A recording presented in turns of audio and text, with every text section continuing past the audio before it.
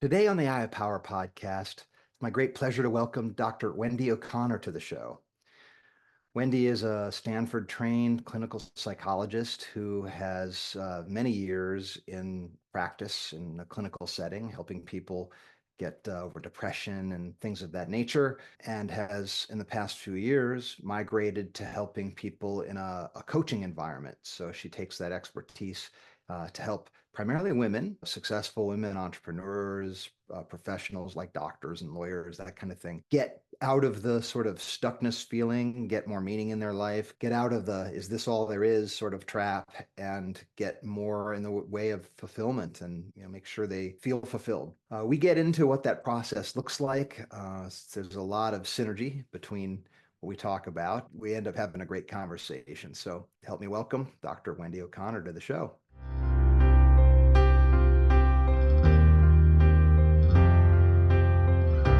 Welcome to the Eye of Power podcast. I'm your host, Tom Dardick. But this podcast is not about me. It's about you and your power. It's time to claim yours.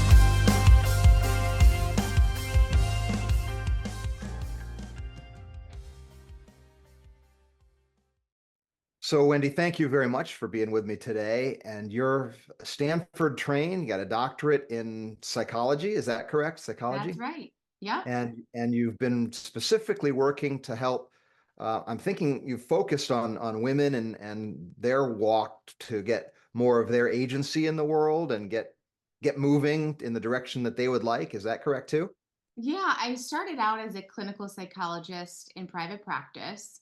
I grew two awesome private practices, really loved what I was doing, focused mainly on depression, mood, and anxiety disorders mostly, and worked with everyone from teens to adults to couples. I kind of did it all to experience the world of psychology and private practice and see really where my niche was, what I loved to do.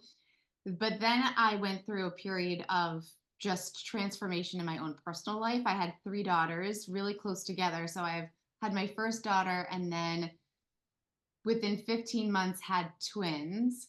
Oh, wow. And so that was a major shift in my energy, my values, my purpose, like everything started to shift pretty rapidly behind the scenes. And I started to feel like there is a pull for a shift external to me too, a shift in my career. So I actually transitioned a few years ago from primarily doing clinical work to now coaching women, mostly entrepreneurial women and high achieving women, on designing their best lives and their most meaningful work. Beautiful. So you organically moved in that direction, and the fact that you have daughters, my guess is that tethers you to maybe wanting to make a difference in the long term in the world. Yeah, I hadn't thought about it that way as much as what I want for my daughters is for them to give themselves permission to pivot as many times in life as truly Okay. feels like a pull for them, and to honor that and to not ever feel like their decisions are a life sentence. And Right. so I do this work to honor my mission and purpose, but also to model it for them too. So yeah. Yeah.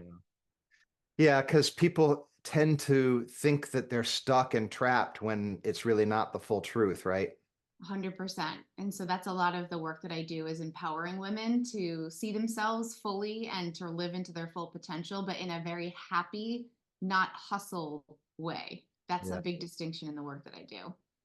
I imagine there's a complete difference in your days, the conversations you have, the kinds of outcomes from how you impact people, from doing clinical where people are depressed and in perhaps very dark place, which is important. We need, people need help no matter where they are. But for the people that you're helping where they are, if they're entrepreneurial and they're already sort of in a place, they have marshaled at least some good percentage of their agency and their power, and they just might be either stuck at a plateau or trying to push against a paradigm of some kind that they can't push through.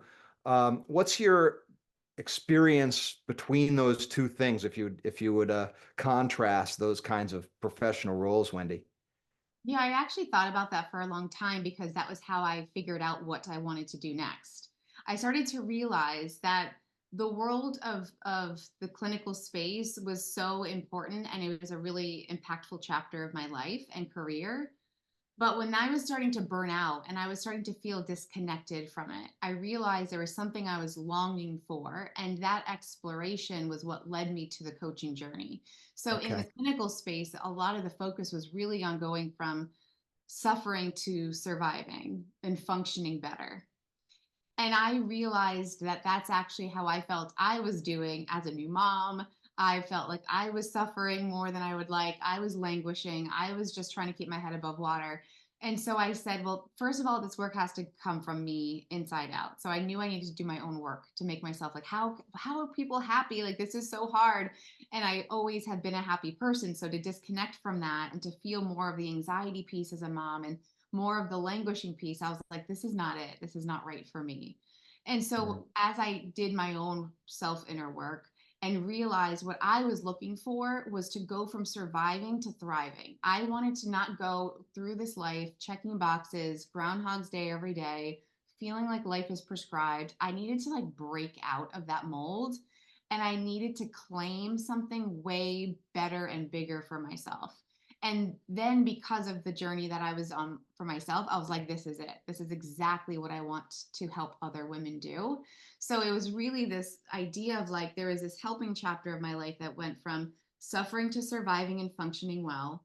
And then now there's this new chapter of my career that goes from surviving to thriving, like really getting your teeth hooked into who are you, what matters to you, what are you about? What do you stand for? What are your values? And are you really living aligned with those important pieces of your identity? All right. So I'm going to ask you kind of a big question so you can cut it up into whatever pieces you'd like. What are the things that you prototypically encounter when people are trying to find their way through that to get from surviving to thriving? Either the obstacles they need to get through or the ways they get past them or your observations, sort of the bigger picture of those things, Wendy. There are two main pieces of what I see on repeat. And particularly, we're talking about women, but this is probably one of the universals, which is there's a lack of clarity of what do I want? Who am I? What do I really want my next chapter to be about or my life to be about?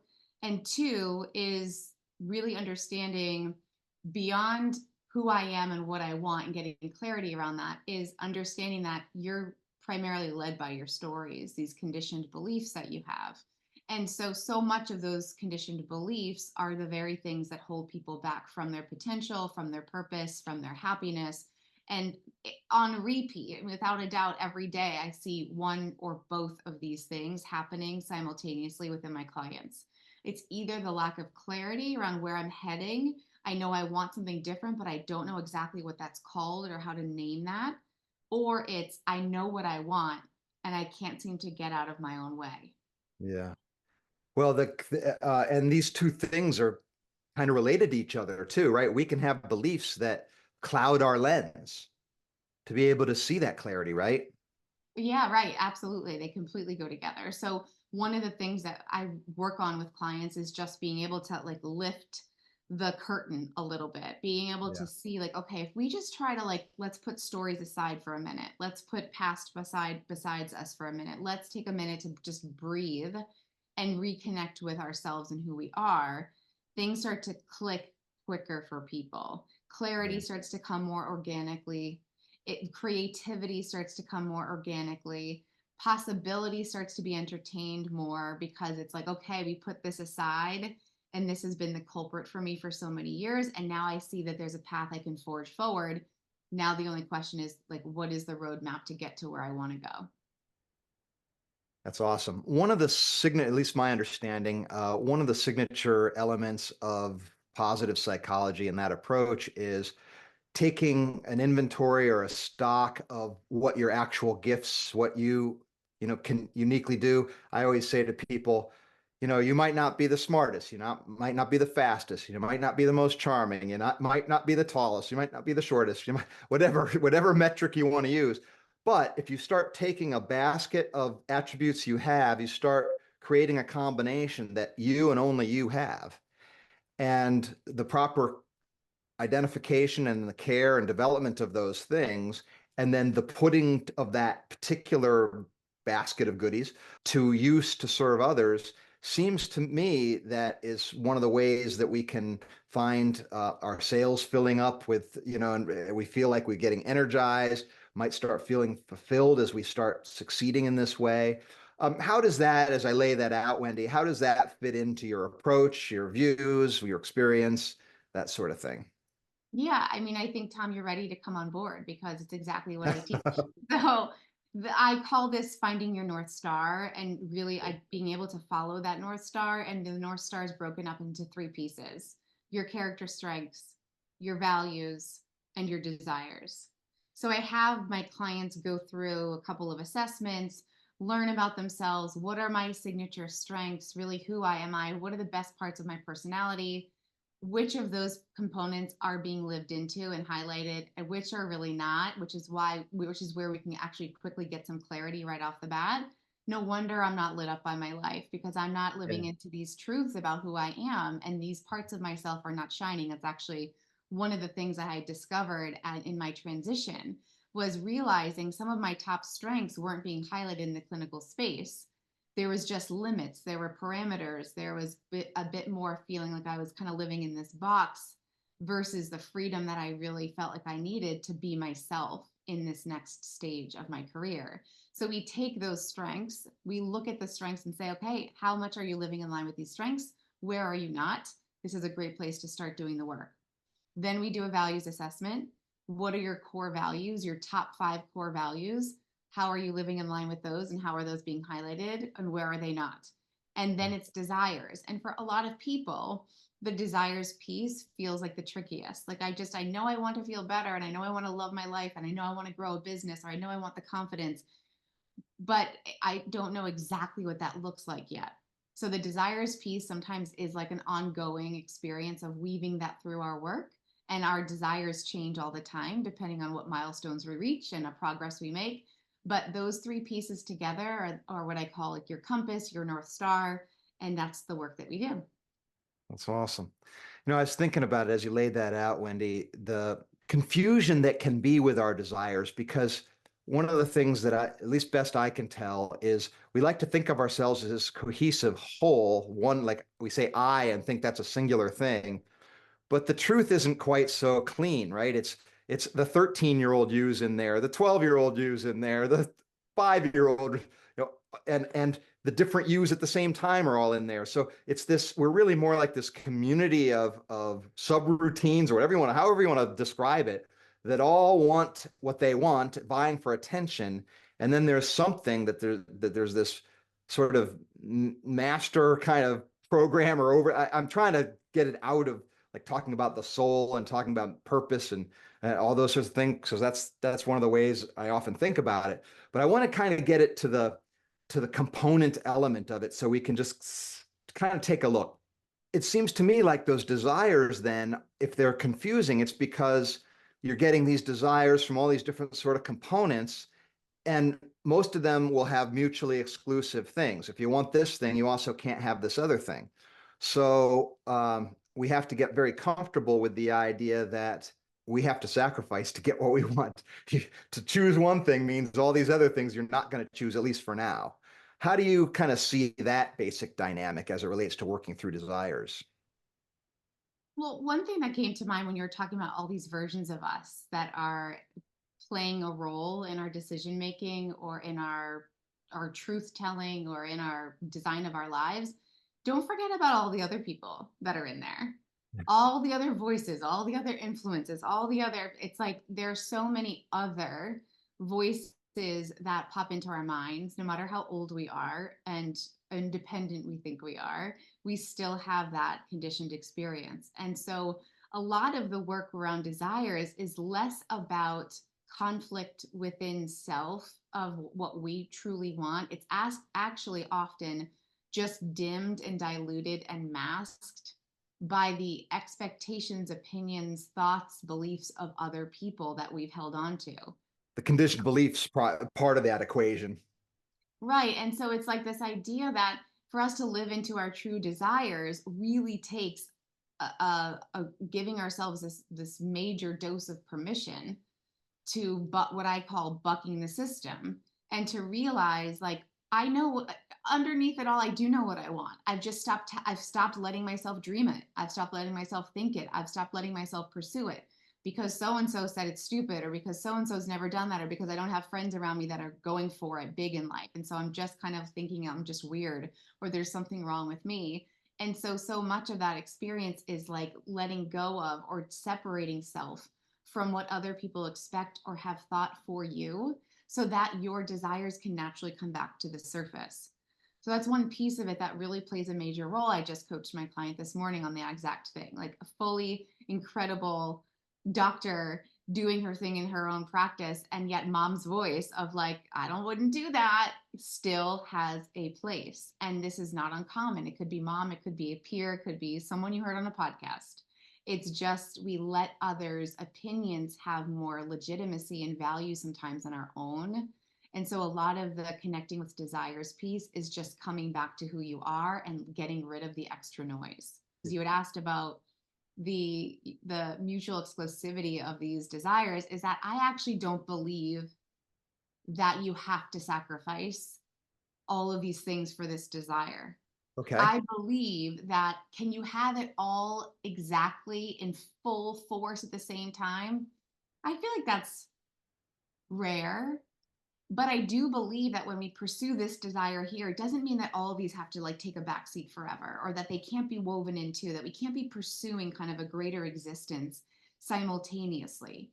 And a lot of times people will come and think like, oh, well, if I do this and I can't do that. And actually the work ends up being like, let's show you how you can actually have both right now. It doesn't have to be an either or a lot of the time, but we think it does. And so we look at even goal achievement as something that's going to be sad because we have to leave this guy behind, but we really want both.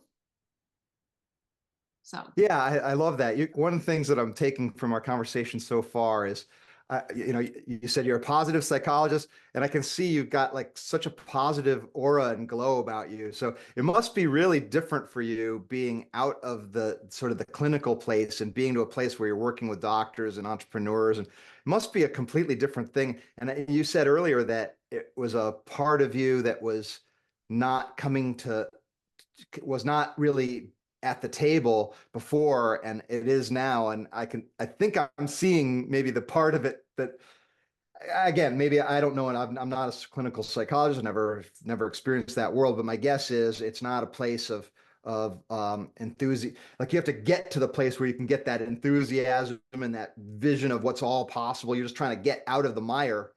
Am I wrong, or can you talk on that a little bit? I think it's different for everyone. When I think about, and so I look to the side here because I have my strengths and values written down on this handy dandy necklace. I do not Nice. wear this around town, but it is such an easy way to keep track of and to connect to what your strengths and values are. So, for example, in clinical psych world, my zest was waning. So I was starting to like miss the zest, the excitement that I have every day when I wake up now, as in the field as I'm working it right now, right? Like in the work I'm currently doing, I'm excited every day. I was missing some of that. So that's why my satisfaction was going down. Or creativity. So there felt like there were some limits to the creativity that I could really bring into my business in the Okay. clinical psych world. Whereas now it's like I create things constantly, and programs and courses and offers and master classes, and it's just so fun because it just gets to be by choice. Like it's all just for fun and for choice. So now I do feel so much more aligned with like this is my business feels like an extension of just who I am. And like that's what I wish for everyone, is that whatever we choose as a career path, it just feels like us, just an extension, just over here doing this type of work, but as our truest selves, because it Yeah. makes all the difference. Yeah, that's good. And then back on the desires just for a second. Because when I was kind of thinking that out myself, I'm thinking like, I can't eat all the ice cream and chocolate I want if I also don't want to be 40 pounds overweight. So I it, did that in COVID, and you're absolutely right. so so there are some, and hey, I love chocolate. I love ice cream. It's like last month we were in Italy for the first time in Greece, and we had gelato every day. And it's like, oh my gosh, I would love to have a life where I just ate gelato every day because it's so good. But that's not going to be the same. That if you choose that, you also choose a whole bunch of other things that you might not choose. So that's sort of what I meant in terms of Mhm. there's trade-offs. And but I think what you were focusing on is desires where the condition, like the bigger things of what you want to experience, in relationship, in lifestyle, in what your Exactly. skills are, how you express yourself into this world. Right, exactly. Like the way I think about that is like the entire tide gets to rise. So if Yeah. I want to pursue more fulfillment in my relationships, that doesn't mean I can only do that, but then I'm going to be really miserable in my career or my work because I'm doing this instead. It's not that I Right. have to choose one. It's like, let's pursue them all. Let's not take on more than it's overwhelming, obviously, but let's pursue it all. Let's have it all. Let's get it all. And yes, So part of having it all, getting it all is about discipline, is about grit, is about the follow through, is about choices. I can't have the 16 bars of chocolate that I may want tonight if I also have this goal of feeling healthy and well. But a lot of the times people mislead themselves and use it as an excuse of like, oh, I can't possibly get a new job and have a happy marriage. I got to choose one. Or more of the time you'll see with women, like, I can either choose a job that I love or be a good mom, good enough mom, or have a job. And it's like, no, that's actually false. That's false. And so we have to challenge a lot of those beliefs because they are one of the biggest things that holds people back from living in their purpose. one of the things that I think I hear from moms a lot is it is a bit of a guilt because I always think of the mama bird with the baby birds in the nest, right? And the baby birds have their mouths open and they want the food and they don't care if it's raining, if it's, they don't care what the conditions are. All they know is they want the worm. Now, birds have it simple. They go bring it and that's all they have. That's it. Humans, you've got to do a lot more than just that. And the needs will take it, basically, they'll take as much as you can possibly give plus. So I see moms with a dilemma where they do the best they can and they look at all the stuff they could also do. And they feel guilty, like I didn't do all this other stuff. And they might be reluctant to give themselves a little bit of grace where it's like you did all you could do. Yes, you could have done more, but you're not superhuman. You can't stop time. You can't be in two places at once. You can't stop what other people do or don't do. You've got to use the right metrics in a way. And I think it's something that I think mothers fall into because they're so attached to the welfare in the moment and long term of their kids. How do you see that dilemma, and what's your advice for people who might be in a Mhm. situation like that? Yeah, it's a great question. So, first of all, you're reminding me of how I tell my children often that I'm not an octopus. I don't have 8 arms and I can't. I just can't. But this is where a lot of women get it wrong, in my opinion. It's like we tell ourselves if I don't have 8 arms, okay, fine. That's like a legitimate reason that I can't do 8 things at once. But if I could have done more, then I should feel bad for not doing more. This is the part we have to deliberately choose to let go of. Like, it's not serving anyone. It doesn't serve you. It doesn't serve your parenting. It doesn't serve your relationship with your kid. It certainly doesn't serve your happiness, joy, or peace or sleep. It doesn't serve you. So we have to recognize as we grow and develop and reinvent ourselves over and over again that part of tweaking the system is being really deliberate with which beliefs we buy into and which ones we discard, or which ones we have a lot of self-compassion about, but we just don't let them have power over us. Like, this is so much of the work. And so the idea of, moms putting so much value on their kids' well-being, yeah, that's true. But actually, a lot of the times what I see is the reason the guilt exists isn't because they think their kid's not going to be okay. It's because they don't feel good enough as a Mm, mom and what they're doing. So it's really a reflection of self versus like, oh my gosh, my kid's going to die, or my kid's not going to thrive, or my kid's going to, my poor child. What it's really about is not being able to tolerate within themselves the discomfort of, what do you do with the thoughts when you don't feel like you're doing enough? Well, we make it about the kids, but it's really actually an inner conflict with yourself. It's an inner yeah. conflict of, well, what is it ever now, how, what is it to be a good mom? how do you define a good mom? And are you measuring up to that, whatever that standard is? Is that standard even realistic? But it's often not about the kid, like something's going to happen to my kid if I don't do these 11,000 things today. It's just a self conflict. And like that's the piece that needs to be very deliberately reframed for a lot of people. Yeah, it seems like a trap. Another one I'm thinking about is the comparison trap, where you can't take your kids on a vacation this year that their friends all went on, that, they're all talking about Walt Disney World, and you can't make it happen. And you feel like, you're robbing your kids of the childhood they should have, quote unquote. And, so the comparison game can be a real kind of a deadly thing that gets you too, right? Yeah, it can. And it makes me think of how I had asked my kiddos something about like, what was your favorite vacation ever that we'd taken? And it was like the one next door. It was like Nowheresville. And no, it didn't. It was like, wait, what? Your choice should be the one we invested the most time and energy and resources into creating and curating the perfect experience for you as a child to have. And they were just like, oh, it was like this one in the backyard. And you're like, okay. So that I share because a lot of times it's just our own FOMO.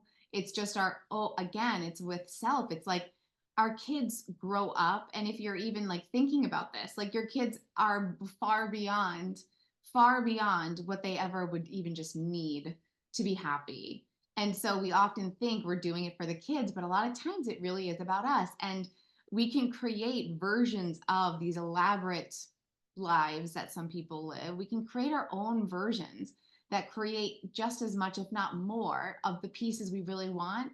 You want that vacation for the memories together. So go make some memories together on the cheap, right? Go make some memories together where you're just laughing your tushes off and you're playing games and you're getting ice cream and you're just doing it. But it doesn't have to be this 10-day Disney cruise for you guys to be okay. Your kids are always going to be fine. You're a loving parent. So there is this piece of like, we have to so deliberately unhook from what good enough looks like as a parent. And we also have to remind ourselves that our kids are not lacking. Yeah. Everything's fine. They're amazing. They're so beyond lucky. They're so beyond lucky. The stories they're going to share with you are rarely going to be about the vacations. They're going to be about these silly little moments that you're like, I can't believe I thought this is what was important, but this is what they remember. And I can speak this because my parents always comment, remember when we took you here? And I was like, no. I'm like, are you kidding me? You don't even remember?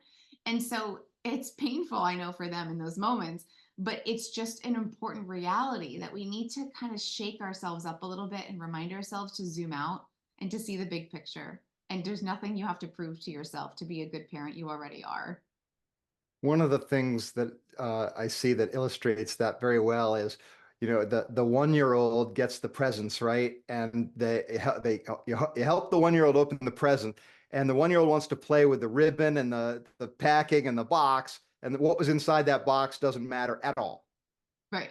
So it starts right off the bat. It It's a starts right simple off the thing. bat. Yeah. But we force this a lot of the times. Like we force it, oh, my kid needs more gifts, or we need more Christmas experience, or we need more traditions, or we need more, we need more, we need more. And a lot of times those kiddos, we grow up and it's just like, I don't remember half of it. Like I just remember how I felt in my home. I just remember being loved and snuggled. I just remember some words of wisdom. I just remember you showing up at this event or this activity. Like I remember those moments, but it's so often not the moments we think we have to curate for our families. Yeah. I like that word you just used, the curate, because you're trying to sort of create a reality. And it's nice. It's nice to be thoughtful and do things that, take a little bit of effort. It's not really a problem, but too often the curation is also kind of framed around another C word, control, where you're trying to control the outcome. And it seems to me like what you're pointing to, Wendy, here is be involved in the moment, be more process and uh, present, and rather than trying to drive everything so you have this story afterwards that you can put on social media. Yeah, and it largely goes really wonky. I mean, how many No. Christmas Eves have I like missed because I'm wrapping gifts for like 5 hours? I'm like, what am I doing? This is backwards. And so I Yeah. changed the system this last Christmas because I was thinking this is not at all the point. But we have problem. to wake up to those moments of like, what am I doing? Hold on a second. What is going on? And pause and then ask ourselves really like what matters most here, like truly what matters most, be in the driver's seat. But like, let's use elf on the shelf for a random example. The pressures that parents have felt to keep this elf moving every night, every day, a different position, snowballs and snowflakes and cereal and glitter and all the, and my husband and I did this for several years, couple years, maybe It's three, really 3 years. And I think it was last year, it was the year before this last Christmas. And we were like, we are done. It is over. Let's write her goodbye letter. We are writing her goodbye letter. And it was sad, but she left a gift and everything is fine. But this idea of like, hold on a second. This product took us on some strange detour into a land of just marketing, and we were exhausted and didn't want to stay up late to do the thing. And we're like, what are we doing? This is not at all what our family's values are. Why are we getting caught up in this moment that's literally just like not very meaningful? well, yeah, it's amazing because it's such a strong pull. I mean, we've all seen the Grinch Who Stole Christmas. I mean, the message that you're sharing with us today is not a new one, right? It's like what really matters. It doesn't have anything to do with the gifts and all the decorations and everything. But yeah, I mean, they are nice. That's not there's nothing inherently wrong with them. But when we make them the thing and lose the spirit of the occasion and the togetherness and the making the memories, as you pointed out, we are also bleeding our agency and our wisdom, certainly. Disconnecting from our truth. And this is, there's so many opportunities every day, especially with social media, to disconnect from who we are and what we want. Yeah, We see yes. ads, we see people going live, we see reels and TikToks and all the things telling us what we want, what we need, what we want, that we have so many opportunities to disconnect from our truth. And the same goes for the work that I do with women. It's like some women will be like, I just want the money. I want to get the wealth. I want to get the money. And like, yeah, totally. But let's make the money the byproduct of aligning with what's meaningful for you. Like the money will come when you're doing something that you're good at, you're passionate about, and you're unrelenting, it will come. But the idea of like chasing something is exactly what disconnects us from sustainability and being able to be in it for the long game without burnout. So it's like the same idea, like the things that we kind of model for our kids or teach our kids are the same things we struggle with as adults. Like, what do I pursue? Who am I? What matters to me? And how do I get to that destination? Understanding that when we just stay back and focus on who we are and align our choices with that truth, then the rest of it gets to fall into place on its own. We Yeah. don't have to chase things to Yep. make them ours. Makes sense. Well, and then you get in a place where you're more resourceful, you're more present, you're more fully expressed, and then you're more useful to others because you can talk heart to heart. You can actively listen. You're in a place where you can put your agenda aside and just be there for somebody else.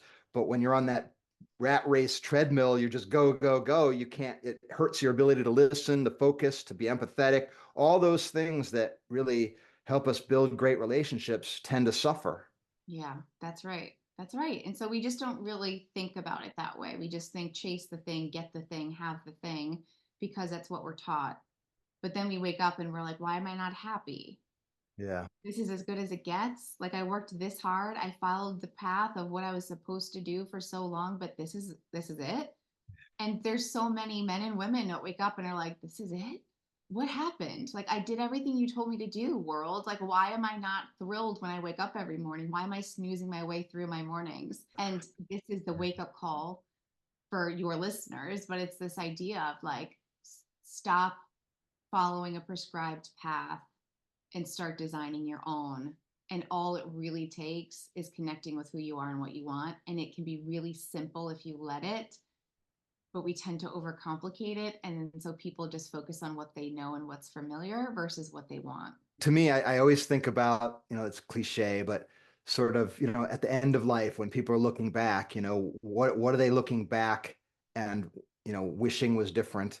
It's hardly ever that I wish I'd had more money or had more, a nicer car or something like. It's always I wish I'd spend more time with my son or my daughter or my grandkids or my loved one, whatever. It's always, it seems to me like the real wealth of life is our relationships with each other. hmm You'll hear a lot of relationships and you'll hear a lot of wishing I was more me. Yeah. Authenticity in Yes. relationships. I wish I just went for it. I wish I just let myself. I wish I just went bigger. I wish I just didn't let fear make so many decisions for me. I just wish I could was more myself.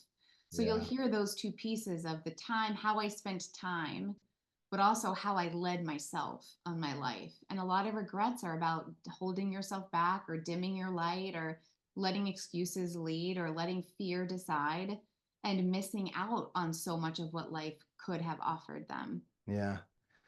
Well, I think almost everybody can look back and say, I could have done more. I think it almost like with the mom scenario, it depends what you're measuring, right? You did the best you knew how in the moment. So you have to give yourself a little bit of grace, but it's also good to make sure you're not stuck in a trap. It seems to me like if you're moving forward, that has a completely pull, and it doesn't matter whether you're moving forward super fast or super slow. Just you can see a better day ahead.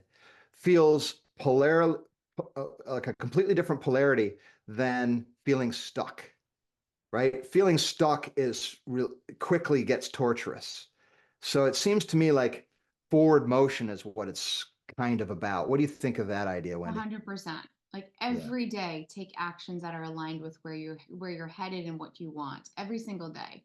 And they can be super small. It's not like I need to write a book every day so I can Right. be this successful author. It's not, it's just the idea that I wake up every day and I ask myself, this is actually something I ask myself and I tell my clients to practice this as well because it lets our days be more intentional. When you hook into intentionality of the days, every day that you wake up from morning to night, you're just simply choosing to be intentional and not living on default. It's so much easier to feel hooked into purpose or passion or meaning in your life. And we do that through action. So when I wake up in the morning, I'll ask myself, how do I want to feel today? So I'll ask the emotion first. What do I want to feel today? Oh, I want to feel productive today. Or I want to feel excited today. Or I want to feel at peace today. I just need some peace right now. Let's create peace today. Fine. And then I'll ask myself, what is that action step? What is one thing I could do that gives me the best chance to feel productive, to feel peace, to feel excited? And now I just have these two little markers of an intentional day. And I can focus on two markers. I can focus on creating peace through saying no. Okay, that's how I'm going to create peace today. I'm going to say no throughout the day. Whatever I don't have to do, I'm going to say no and create peace. It's easy to let this be a focus that moves you forward every single day. And every day could be a little bit different, or you could have some repeats.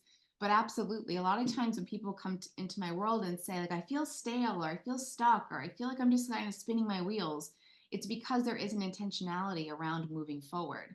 There's a lot Yeah. of overthinking, there's a lot of contemplation, there's a lot of reflection. Great.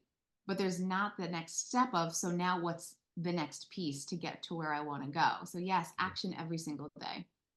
I love that. I mean, that's you're preaching to the choir on that one. The I of Power model is an action item. It's sustained incremental actions over long periods of time. That to me, I don't know of a shortcut. You know, I don't know Right. of a I don't know of a pill you can take and be a different person all of a sudden. You know, It's the just only shortcut I can really think of when you put it that way is choose. If we choose, you were saying like it's not about doing more. So it's not about doing more, it's about choosing more powerfully. So yes, let's use this idea of a power model. You can do 10,000 things in a day, or you can do 10 really powerful, intentional decisions or actions, which is going to make the difference in your life mentally, physically, emotionally. The power moves. sure. So it's not doing more. And that's where people often will get misled as well. They'll think I just need to do more to be more successful or do more to be happier. And then the idea of doing more is overwhelming or makes people really feel turned off because they're already doing so much and they're tired. But if we just say, like, let's trim the fat here and let's focus on just 10 power moves, one power move, make your moves more powerful and potent versus just filling space with actions that are random or not in a direction of you what you want. Yeah. What about the people that maybe are, they have a boss, they have clients that are, have expectations and their to-do list is just longer than the day has minutes in it. And they feel kind of stuck in that trap. Do you have any sort of advice for a circumstance like that? Yeah, but your listeners may not love it because my advice is get out, like leave, quit, change, like create change in the system. If you're not loving and you feel like you can't affect a lot of change in your current circumstance, change your circumstance. Yeah. And a lot of times people will either love that and be like, yes, the freedom to change my mind and to say, I'm out of here. Here's my 2 week notice. Or they'll feel disempowered by that and be like, but I can't change it because I have bills to pay, and I can't change it because I have kids to raise, and I can't. And so then we feel like we're locked in this trap. Control what you have control over. So of course, in the micro level, if there are things you can do to prioritize managing time more effectively or efficiently, if things that you can do to communicate better with the people in your life that are putting more tasks or responsibilities on you, and you can set better boundaries, 100% do it. But if overall you find yourself in a situation where year after year you're like, I'm still unhappy, I'm still stuck, I'm still trapped in this, it could be the time to start rethinking the environment that you're putting yourself in every day. And it might be time to start to restructure or redesign your next chapter. Well, speaking of time, I know we're up against it for you. So I want to thank you for your time today and your wisdom. I appreciate it so much. Thank you for And having I'll me. make, It's been great. oh, my pleasure. I'll make sure to get your links in on the episodes. So anybody who is interested in connecting with you will be able to do that. So thank you very much, Wendy. Appreciate it. Thanks, Tom. Wendy, thanks again for being my guest today. Absolutely loved our conversation. Just to underscore a couple parts of it, I really like your foundational approach where the components of the things that can tend to hold us in place are the stories or the conditioned beliefs that we have, and then also our lack of clarity and what do we really want. It's a simple question, and sometimes the answer is not so simple. And those things, as we talked about, are mixed together. She helps people by helping them understand, the character, the values, and their desires, get a clarity there. And it's sounds like a very similar process to kinds of things that we talk about when we're doing the Eye of Power protocol. So I think we're in complete harmony there. Truth is truth. I don't care if you use a red, white, and blue, a 1, 2, 3, ABC. We all have to use models and approaches that are going to move us from where we are to where we'd prefer to be. The other thing is, and we say this a lot in the Eye of Power, very difficult to do it ourselves because we can't see our own blind spots. And we're not moved intellectually, we're moved emotionally. So that means that our best chances of making and keeping and sustaining positive changes are through relationship. So working with a professional such as Wendy is a pretty good idea. Having people that you can open up to, rely on, and it's not everybody, because not everybody may necessarily want the same things for you as you want for you, but that you can find those certain people that really are rooting for you and the genuine you, and those people are absolute treasures, and those people are worth taking a chance on and letting in. I hope you got a lot out of our conversation today. I know I did. So I want to thank Wendy again and thank you for listening in. Be well.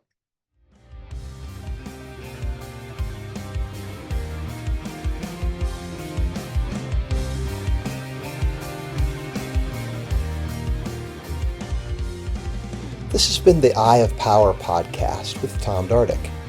I'd like to thank you for listening. I'd also like to thank my brother, Scott Dardick, for the music and his music production. If you'd like to reach me, simply email Tom at dardickcommunications.com.